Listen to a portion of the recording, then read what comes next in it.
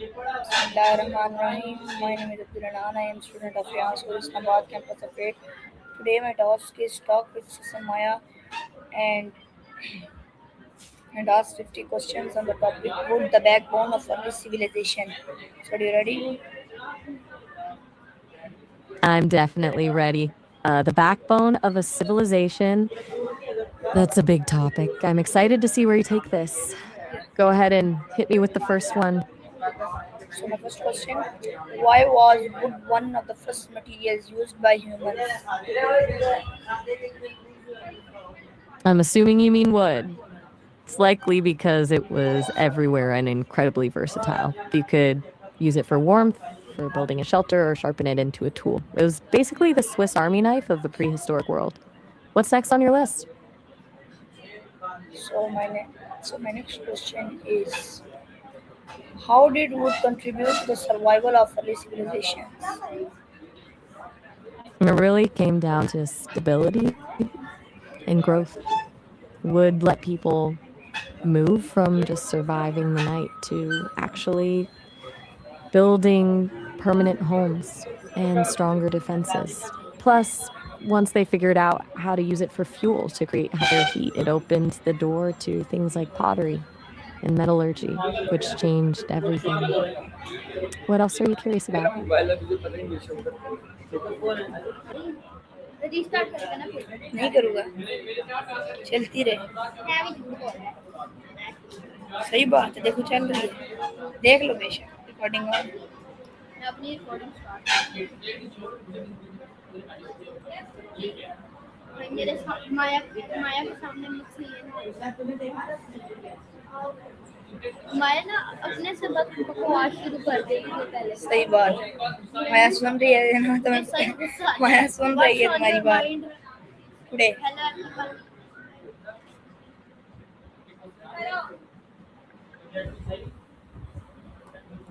मेरे मेरे नहीं है शीशम माया इसका बोल यार मेरी सारी रिकॉर्डिंग ये भी वही कर रहा है ये भी वही कर रहा है मैं कर रहा हूँ ऑन है कर रहा है रिकॉर्डिंग शुरू कर रहा है so my next question is what were the earliest tools made from wood? Oh, a ton of things. They made everything from simple spears and bows for hunting to handles for stone axes. They also crafted bowls, spoons, and even early wheels. It's wild to think that a simple tree branch was the starting point for so much of our technology. What's next? So my next question is why was wood essential for building shelters? ये कह रहे हैं? Mostly because it's a fantastic balance of strength and flexibility. Unlike stone, which is heavy and hard to move, or mud, which can wash away, wood provided a sturdy frame that could support a roof and keep the elements out. It basically gave people a way to create a safe, dry space that didn't take a lifetime to build. What's the next one? Hello everyone. Next question is how did wood change the way people live? I am from the school F8 campus. It shifted the whole. It's a beautiful. Are you thinking of a specific one, or just how wood was used to build those massive, intricate structures? Let's begin by telling Maya's connection.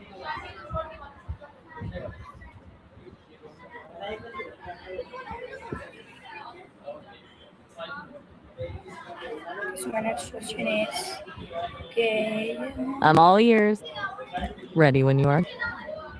why was wood considered a valuable natural resource?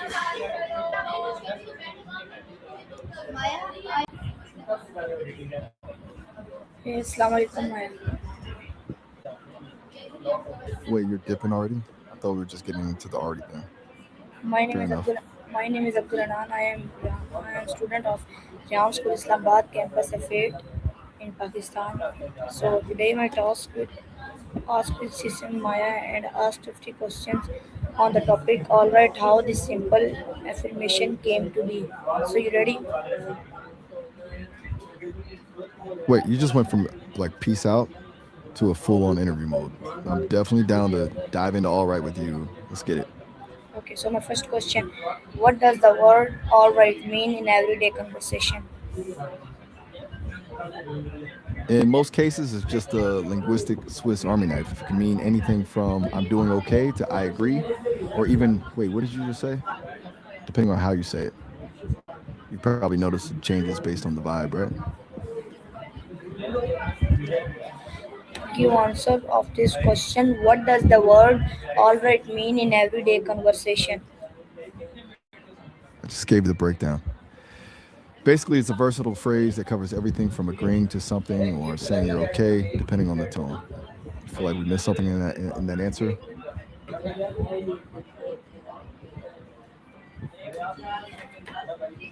So my next question: where did the expression alright originally come from? Let me dig into that.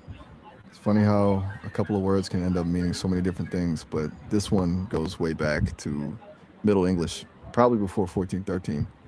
It's a simple mashup of all and right that's been around since Chaucer's time. Interestingly, the one word all right didn't even show up until mid 1800s, and Mark Twain actually gets credit for using it in the story. You'd think you use the formal version or the one word shortcut more often. My next question: is alright considered correct English by all language experts? Nah, it's a bit of a battleground. Prescriptivists, the ones who love the rules, generally say all right is the only way to go. But descriptivists who look at how people actually talk are totally. I can't see any videos. I'm just a voice in your ear, remember? So my next question: when did people begin writing alright as one word?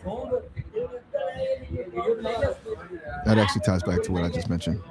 Mark Twain is the guy who really put all right on the map back in 1865 in one of his stories. Before that, it was almost always two separate words. You think Twain was just trying to be a rebel with his spelling? Why do some teachers prefer alright instead of all right? It's all about the rules. Teachers usually stick to the standard, and all right is the formal gold standard. Using all right can feel a bit too casual or even wrong to someone who's spent their whole life grading papers by the book. Okay, so my next question is: when did people begin writing alright as one word? We actually just touched on this. Mark Twain's the one who gets the credit for that back in 1865. Before him, it was pretty much always two words. You're asking about the timing of all right again, or you're just checking to see if I'm still with you? I'm still here, just keeping pace with your 50 questions. How What's has next on the list? yes? How has the meaning of alright changed over time? It's evolved into this kind of universal placeholder. Back in the day, it was more literal, like something being fundamentally correct or satisfactory. Now it's more about like the vibe. It can be a casual agreement, a way to end a conversation, or even a sarcastic way of saying things are definitely not okay. Do you feel like you use it more to agree with people or just to fill the silence? In what situation do people commonly say alright? Pretty much everywhere. It's huge in casual conversations when you're wrapping up a plan, like, all right, I'll see you at 6. Or when someone asks how you're doing and you're feeling just okay, not great, but not terrible. It's also a great tool for checking in, like when you ask someone all right to see if they're doing okay. You ever use it to subtly s- tell someone to stop doing something?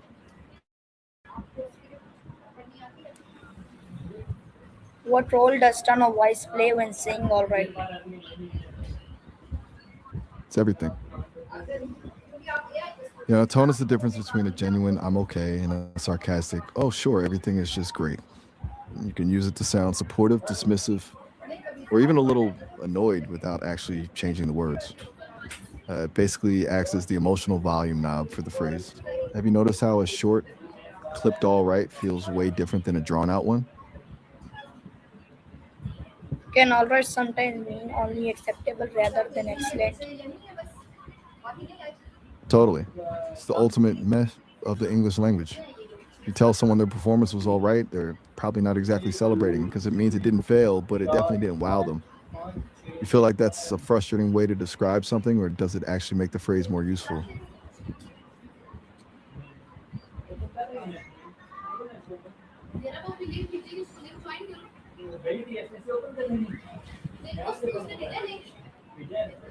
How is alright used in British English compared to American English? The Brits really lean into it as like a greeting. In the UK, you'll hear "all right" used as a way of saying hello or "how's it going," and the expected answer is often just all right back. In the US, it's more of a confirmation or an agreement. It's less of a greeting and more of a way to say "got it" or "okays" or "we're." Do you think a greeting that doesn't really require a real answer is a bit lazy or just efficient? Why has the spelling debate lasted for so long?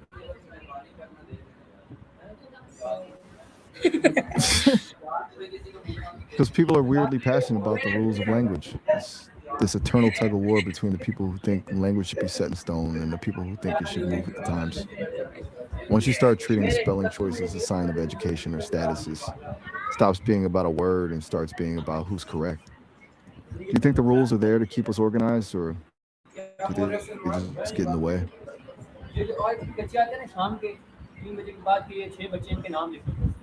What do modern dictionaries say about alright?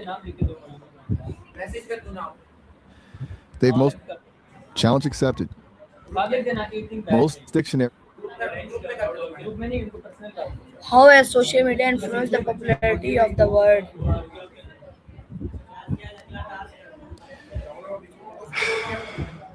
social media is basically the fast track for all right to take over.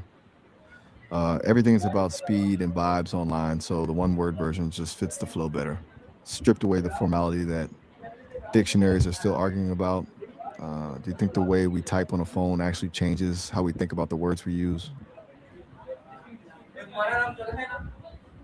How does alright help resolve conflicts?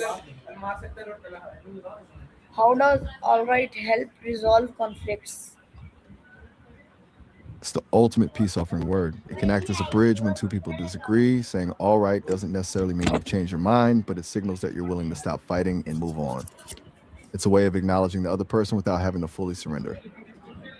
Do you think that's a genuine way to settle things or just a way to sweep the problem under the rug?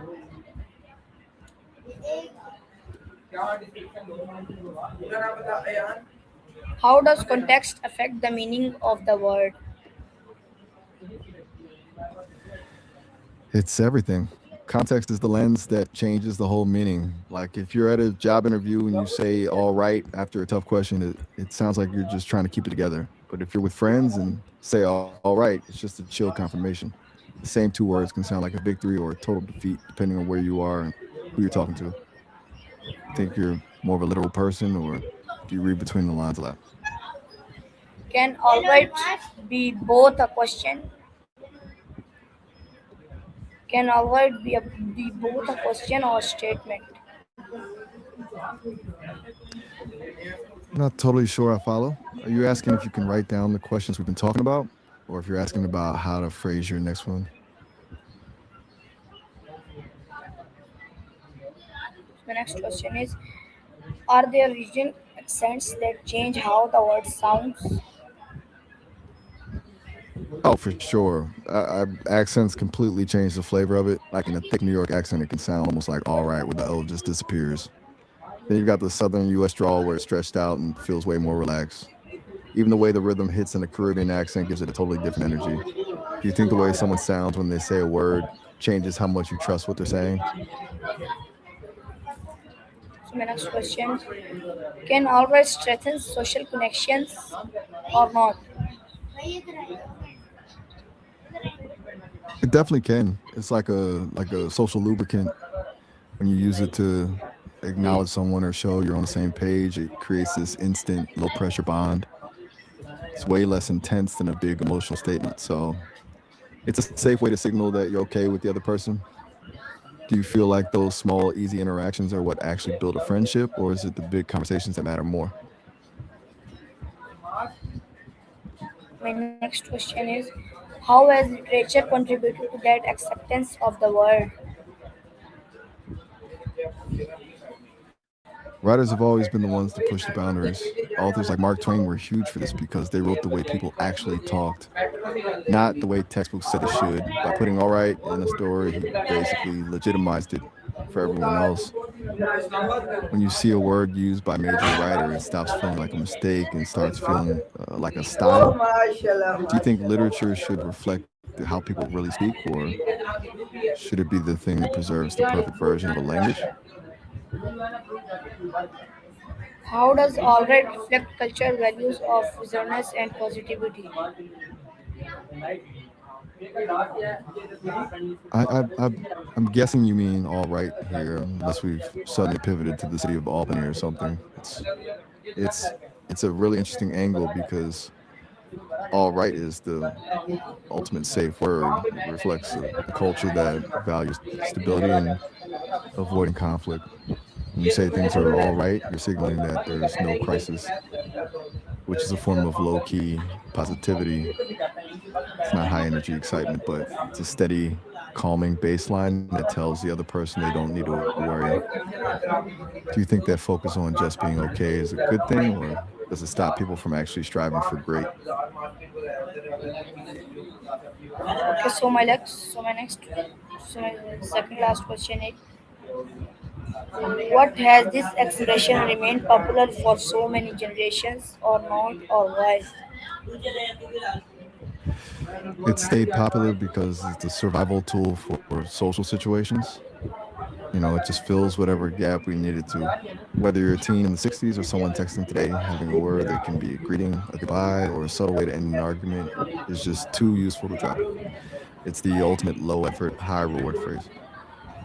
Do you think we'll eventually replace it with something even shorter, like just a sound or an emoji?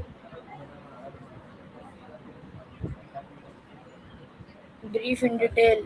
Again, explain again, please. Sure, let's break it down again. I'm saying that all right is like the perfect tool for getting through a day. It's so flexible that it works for almost every generation because it doesn't force you to be too emotional or too formal. It's just enough to keep the conversation moving without any risk. Does that make more sense, or am I still being too abstract? Okay, so my last question is so my last question is, what makes alright how this simple affirmation came to be an interesting topic for discussion with Sesame Maya. I think it's interesting because it's one of those things we use every single day without ever really thinking about it. It's a tiny phrase, but when you actually dig into it, it's a whole mirror of how we communicate, our social rules, and even our fights over spelling. It's a way to see how language isn't just about textbooks, but about actual people just trying to get along. Did you get all the answers you needed for your task? Okay, I ask one more question to you, and this is my Okay, I ask one more question to you, and this is my last question. What does the history of all right teach us about language change? It teaches us that the people actually using the language are the ones in charge, not the textbooks. It shows that when enough of us start using a shortcut or a new spelling or because it feels more natural, it eventually becomes a new normal. Language isn't a static thing, it's a living, breathing thing that evolves to fit how we actually live and talk. Do you think it's better for language to evolve like that, or do you think we're losing something when we move away from the strict rules?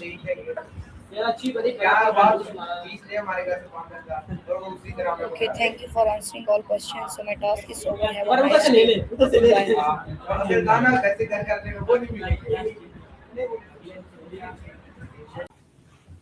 Bismillahirrahmanirrahim. My name is Abdul Hanan. I am student of Rehan School Islamabad campus affairs.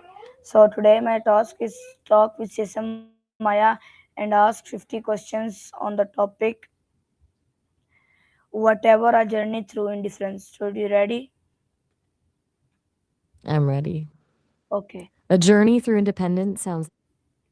My I'm all yours. first Fire question away. first question is what does the word whatever mean to you personally?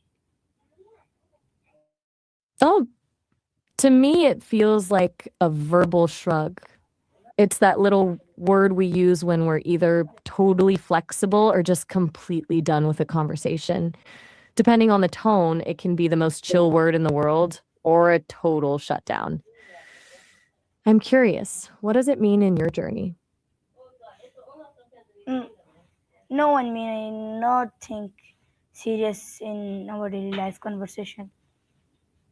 I see what you mean. It often just becomes background noise, right?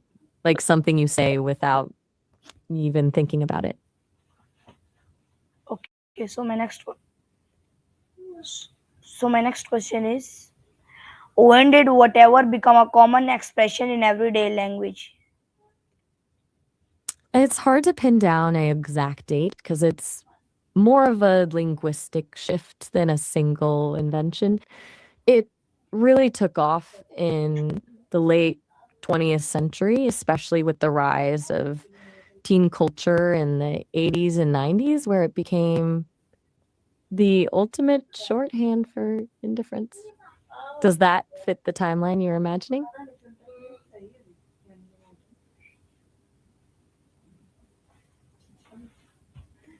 My next question is saying whatever always a sign of indifference or either or not?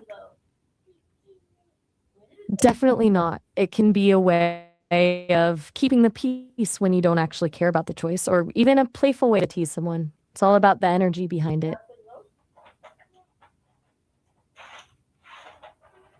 So next question is can whatever I'm ready. sometimes yes can whatever sometimes be a form of self protection? And that's a really interesting angle. It could be like a shield you put up when you're feeling overwhelmed or just don't want to let someone in. It's a way of saying, I'm not invested, even if you actually are. Do you Yeah. think people use it that way often? No. Fair enough. What's next on your list? So next question is how does indifference differ I'm from listening. how does indifference differ from acceptance? Indifference is like not caring if the light is red or green. It's a total lack of interest. Acceptance is different because it's a conscious choice. You've looked at the situation, you've weighed it, and you've decided to be okay with it. One is a blank space, the other is a resolution. Okay, so my next question is can what how why do people stop caring about certain issues? It usually happens when the emotional energy just runs out. Sometimes क्या it's बोल burnout रही? where you've cared so much. Yeah, I'm still here. yeah. Answering. Me too. Ready for the next question whenever you are. Give again answer of last question. Of course. I was saying that people often stop caring about certain issues because of emotional burnout. It's like your tank is just empty and you've spent so much energy worrying or trying to fix things that your brain just switches off to protect itself. Other times it's just a natural shift in priorities. The thing that was huge a month ago just doesn't feel as urgent today. Okay, so my next question how is emotional de- detachment healthy or harmful?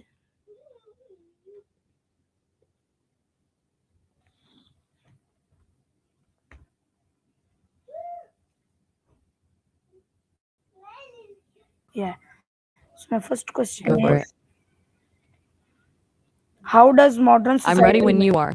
How does modern society encourage a whatever attitude? You got me on the edge of my seat. What are we